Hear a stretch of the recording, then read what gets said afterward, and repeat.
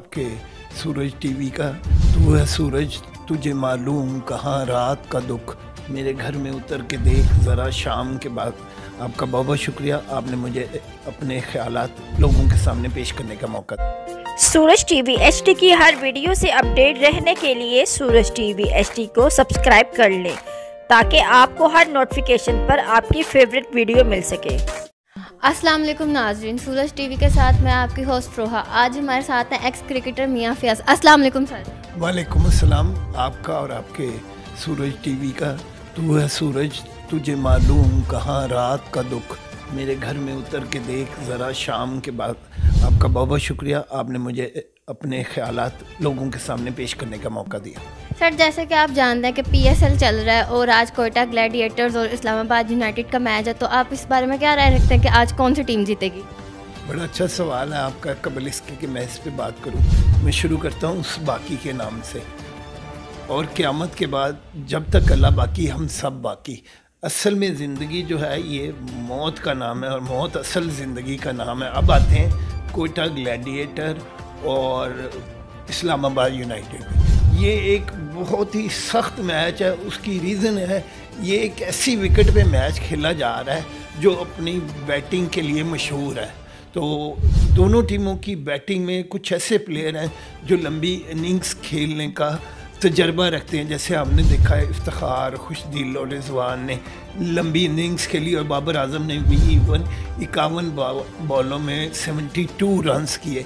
तो ये आज का मैच जो है वो शायकीन क्रिकेट और स्पेशली यंगस्टर्स के लिए सीखने का बहुत बड़ा मौका है, क्योंकि नई क्रिकेट में जब लोग आते हैं ना, ये वो लीग हो रही है, ये बारिश का वो कतरा है जिससे बहुत सारे बच्चे आइंदा के लिए क्रिकेटर बनेंगे। सर, जैसे कि आप जानते हैं इस्लामाबाद यूनाइटेड के जो कप्तान है शादाब खान, वो भी एक अच्छे प्लेयर हैं, तो क्या लगता है कि आज इस्लामाबाद यूनाइटेड जीत पाएगा? मैं आपसे कहना चाहूँगा, मेरे नज़दीक, मैंने पहले भी इंटरव्यूज़ में बोला है, Shadab Khan is very very underrated player. वो 3 साल कप्तान रहा है, वाइस कप्तान रहा है पाकिस्तान टीम का। तो उसको मेरा ख्याल है is a better batsman than the bowler. तो वो 1 डाउन आया, आपने देखा वो कितना अच्छा खेला।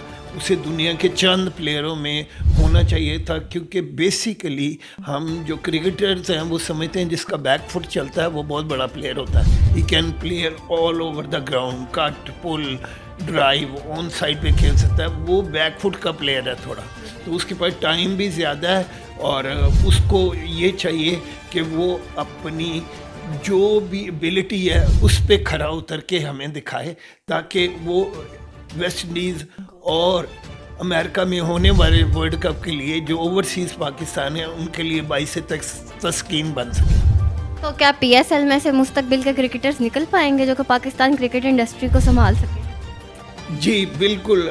पाकिस्तान का पीएसएल कितनी ज़रूरी है और इसमें से कितने बच्चे निकलेंगे जो इंटरनेशनल लेवल पे पाकिस्तान टीम का एक इमेज भी बनाएंगे और पाकिस्तान का कौम का भी एक इमेज बनाएंगे। क्योंकि मैं भी सालों इंग्लैंड में खेला हूँ, तो इससे काफ़ी सारे बच्चे पाकिस्तान टीम के लिए खेलेंगे और दुनिया में मुख्तलिफ लीगों में जाकर खेलेंगे। क्रिकेट में टेनिस ने जितनी तरक्की करनी थी वो कर चुकी, क्रिकेट में फ़ुटबॉल ने जितनी तरक्की करनी थी वो कर चुकी। अब क्रिकेट की बारी है, तो हमारे काफ़ी सारे प्लेयर 400 से 500 के करीब दुनिया में जाके प्रोफेशनल क्रिकेट खेल सकते हैं और उनमें से 200 के करीब वहीं बस जाते हैं। जब उनकी क्रिकेट ख़त्म होने लगती है तो वो पाकिस्तान के लिए अरबों डॉलर भेजते हैं, जो एक पाकिस्तान के लिए असासा है। इसलिए मैं समझता हूँ मोहसिन नकवी साहब, जो कि एक एडमिनिस्ट्रेटर के तौर पे मशहूर है, उन्हें ये चाहिए कि वो बाकी ओवरसीज़ प्लेयर भेजें ताकि वो बच्चे वहाँ रह के पाकिस्तान के लिए ज़र मुबादला कमा सके। और पीएसएल से हमेशा हर साल 2 से 3 प्लेयर निकलते हैं, तो जो बड़ी खुशाइन बात है। और इस मरतबा में मैं समझता हूँ एक लड़का है ख्वाजा नाफे, वो बहुत ही बड़ा प्लेयर है। वो दुनिया में इस वक्त भी 19-20 साल का है, दुनिया की किसी भी लीग में खेल सकता है वो। तो सर, आप बता सकते हैं कि पीएसएल में सेमीफाइनल, फाइनल में कौन सी टीम क्वालिफाइज करेंगे जो कि आपको लगता है कि कर सकेंगी? मेरा ज़ाती ख्याल में आज बड़ा सख्त मैच होने जा रहा है। ये दोनों टीमें मेरे लिए सेमीफाइनल के लिए क्वालिफाई कर जाएंगी। वो कोई भी टीम आ जाए। कल इस्लामाबाद यूनाइटेड उससे हार गई है मुल्तान सुल्तान से, तो कोटा ग्लैडिएटर, इस्लामाबाद यूनाइटेड और मुल्तान सुल्तान, ये टीमें मेरे हिसाब में बहुत अच्छी हैं जो करें। और दूसरा, मुझे कल हैरानगी हुई जॉर्ज लिंडा को देख के, जो लेफ्ट आर्म स्पिनर है, लाहौर कलंदर में आया है। मेरा ख्याल है वो ऐसा बॉलर है जो बहुत जल्द साउथ अफ्रीका के लिए और दुनिया की बहुत सी लीग्स के लिए फेवरेट प्लेयर की हैसियत से खेल जाएगा। और उससे ज़्यादा क्योंकि वो लंबे कद का बंदा है, तो उसका बॉल लग के और ऊंचा आता है जो वायर की तरफ निकलता है, जिसकी वजह से मिस हिट होने के बहुत ज़्यादा चांसेस है। हेड्स ऑफ टू रिजवान, वो बहुत अच्छा खेल गया। हालांकि खब्बे 3-4 छक्के मार जाते हैं खब्बे को, लेकिन वो खब्बे को उसने नहीं मारने दिया। वो सिंगल करता रहा और अगेंस्ट द ब्रेक वो स्लॉग स्वीप अच्छी करता है। रिजवान उसको अच्छा खेल गया। तो सर आप क्या कहना चाहेंगे कि पाकिस्तानी क्रिकेट इंडस्ट्रीज बाकी दूसरी दुनिया की इंडस्ट्रीज की तरह क्यों नहीं आगे बढ़ पा रही? रोहा बहुत ज़बरदस्त सवाल किया है। इल्म खुद अपनी दाद होता है। आपने बहुत जहानत से सवाल किया बिकॉज आपने मास्टर किया हुआ है, तो ये एक बड़ा अहम सवाल है जो मुझ पर बहुत ज़्यादा गिरां गुजरता है। मैंने इंडियन क्रिकेट बोर्ड को इंडस्ट्री बनते देखा। मेरी ये ख्वाहिश है कि पाकिस्तान क्रिकेट बोर्ड भी एज ए इंडस्ट्री के तौर पे काम करे।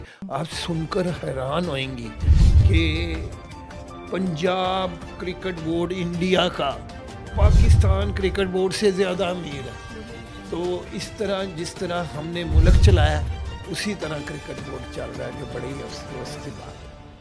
सर जैसे कि हम जानते हैं कि आप एक क्रिकेटर होने के साथ साथ शायर भी हैं और राइटिंग भी करते हैं, तो आप अपना कोई शेर सुनाना चाहें? यही सुना देता हूँ आपको। किसी का शेर है, अब तो शायद ही कोई मोहब्बत करे मुझसे, तुम मेरी आंखों में साफ नजर आते हैं। जैसे कि आपने सुना मियाँ फ़याज़ की राय, ऐसे ही हमारे साथ बने रहिए।